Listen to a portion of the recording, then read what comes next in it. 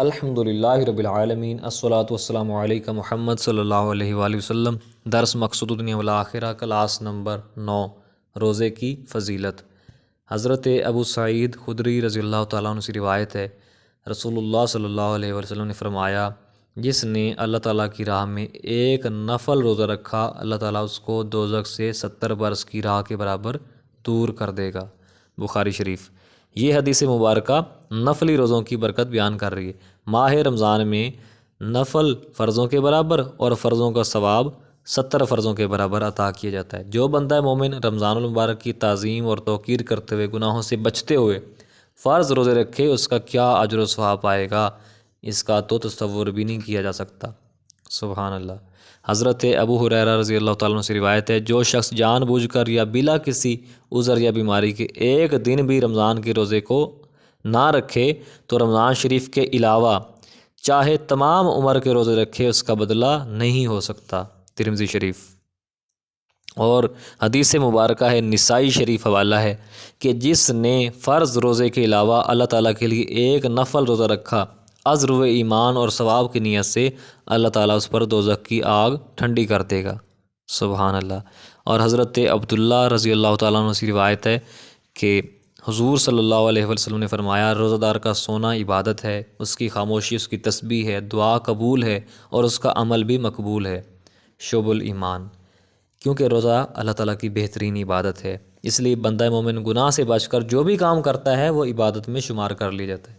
اور اگر روزے کی حالت میں کوئی نیک کام کرتا ہے تو پہلے ہی ایک عبادت روزہ میں مصروف ہونے کی وجہ سے اس کے اعمال کا ثواب مزید بڑھا دیا جاتا ہے۔ سبحان اللہ۔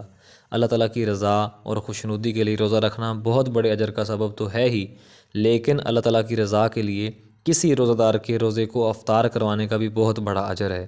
سبحان اللہ۔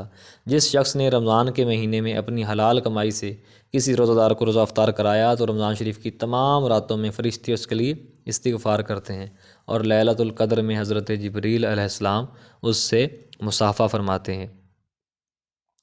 حضرت سلمان رضی اللہ تعالیٰ عنہ عرض کی، یا رسول اللہ، یہ فرمائیے کہ اگر کسی شخص کے پاس افطار کروانے کے لیے کچھ نہ ہو تو آپ نے فرمایا وہ ایک مٹھی کھانا دے دے، ایک لقمہ ہی دے دے۔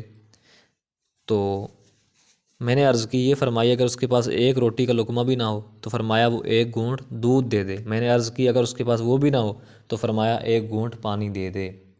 بہقی شریف، ابن حبان۔ حضرت زید بن خالد رضی اللہ تعالیٰ عنہ سے روایت ہے، رسول اللہ صلی اللہ علیہ وسلم نے فرمایا، جو شخص کسی روزہ دار کو روزہ افطار کرواتا ہے اس کو اس روزہ دار کے برابر ثواب ملتا ہے، روزہ دار کے ثواب میں کسی قسم کی کمی نہیں ہوتی۔ سبحان اللہ۔ اور فرمایا روزہ دار کے لیے دو خوشیاں ہیں، ایک افطار کے وقت اور دوسرا دیدار الہی کے وقت۔ بخاری شریف، مسلم شریف۔ افطار کے وقت تو بہت سی خوشیاں عطا ہوتی ہیں، سب سے پہلے بھوک اور پیاس سے نجات کی خوشی، پھر دوبارہ روزہ رکھنے، تراویح پڑھنے اور عبادت کرنے کی قوت حاصل ہونے کی خوشی، اس کے ساتھ ساتھ اللہ تعالیٰ نے گناہوں سے بچ کر احترام اور اکرام کے ساتھ روزہ رکھنے کی توفیق عطا فرمائی۔ حالانکہ بندے کی طاقت نہیں تھی، صرف اللہ تعالیٰ کے خاص فضل سے یہ ممکن ہوا، اس چیز کی خوشی، اور روزے کی برکت سے اللہ تعالیٰ کی رحمت کی نازل ہونے کی خوشی۔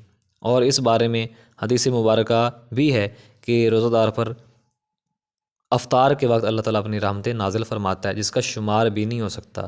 انیس الفائزین۔ پھر دیدار الہی کی خوشی تو ایسی ہے کہ اس کے برابر مومن کے لیے دوسری کوئی خوشی ہو ہی نہیں سکتی۔ حضرت علی رضی اللہ تعالیٰ عنہ سے روایت ہے، رسول اللہ صلی اللہ علیہ وسلم نے فرمایا، جس کو اس کا روزہ کھانے پینے سے روک دے، جس کو اس کی بھوک تقاضا کر رہی ہو، اللہ تعالیٰ اس کو جنت کے پھل کھلائے گا اور اس کو جنت کا مشروب پلائے گا۔ سبحان اللہ۔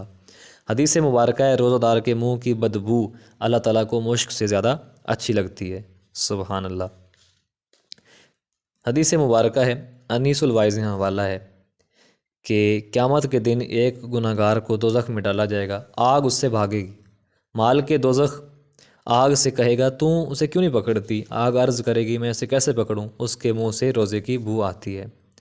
تو مال کے دوزخ اس گناہ گار سے پوچھے گا، کیا تو روزہ دار مرا تھا؟ تو وہ کہے گا ہاں۔ انیس الوائزین۔ حضرت سیدہ عائشہ صدیقہ رضی اللہ تعالیٰ عنہ سے روایت ہے، رسول اللہ صلی اللہ علیہ وسلم نے فرمایا، جو شخص روزے کی حالت میں فوت ہو جاتا ہے اللہ تعالیٰ اس کے لیے قیامت تک روزوں کے ثواب کو واجب کر دیتا ہے۔ سبحان اللہ۔ لوگ روز محشر نفسی نفسی پکاریں گے، کوئی کسی کی فکر نہیں کرے گا، ہر ایک کو اپنی فکر ہوگی، صرف نبی کریم صلی اللہ علیہ وآلہ وسلم امتی امتی پکاریں گے، سبحان اللہ۔ اور اس دن جب دوزخ گناہ گاروں پر حملہ آور ہوگی تو حکم ہوگا وہ لوگ کہاں ہیں جو روزے کی حالت میں مرے تھے، وہ سامنے جائیں گے، دوزخ ان کی بو پہچان کر 40 سال کے فاصلے پر ان سے ہٹ جائے گی، انیس الواعظین، سبحان اللہ۔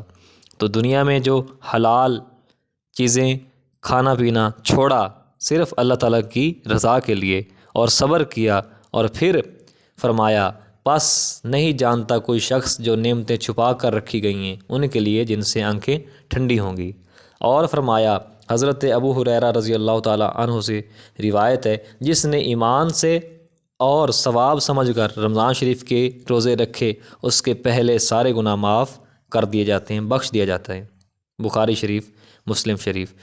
روز قیامت ایک روزہ دار اللہ تعالیٰ کے حضور حساب و کتاب کے لیے پیش کیا جائے گا، وہ شخص لوگوں کے حقوق کا مقروض ہوگا، حقدار آئیں گے اس کی نیکیاں لیتے جائیں گے، کوئی اس کی نمازوں کا ثواب لے جائے گا، کوئی حج کا ثواب لے جائے گا، یہاں تک کہ اس کے پاس صرف روزے کا عمل رہ جائے گا، لیکن لوگوں کے حقوق ابھی بھی اس پر واجب ہوں گے۔ اس وقت اللہ تعالیٰ فرمائے گا یہ روزہ تو میرا ہے، اس کا ثواب کسی دوسرے کو نہیں دیا جائے گا، اور اللہ تعالیٰ حقداروں کو اپنی طرف سے حق عطا فرمائے گا، اور روزہ دار کو روزے کی بدولت جنت میں داخل فرما دے گا۔